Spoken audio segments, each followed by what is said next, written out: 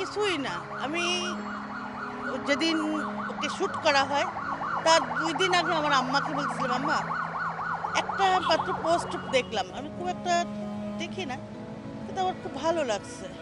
তার পরের দিন দুপুরবেলা রান্না করার সময় হঠাৎ করে খোলার পরে দেখি হাদি শ্যুট হলে মানা যায় না। স্বাধীন দেশে যদি আমরা এভাবে মানে কথা না বলতে পারি, ভালোভাবে না করতে পারি, তাহলে কিভাবে চলবো বলেন?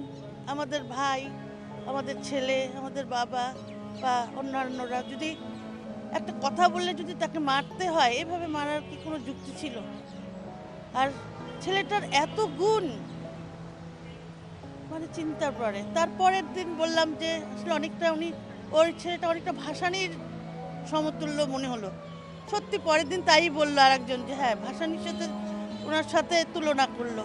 খুব খারাপ লাগে, মানে যখনই টিভিটা খুলি তখনই তার একটা ছোট্ট বাচ্চা আছে, একটু মায়া হলো না?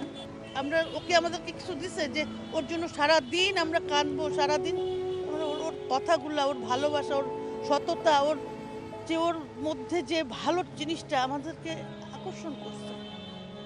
আজকে ওর পাশে পাশে দাঁড়ায় দাঁড়ায় আরো 10টা ছেলে ভালো হতে পারতো না?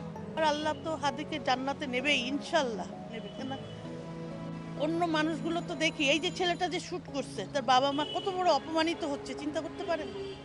সন্তানের জন্য বাবা মাও অপমানিত।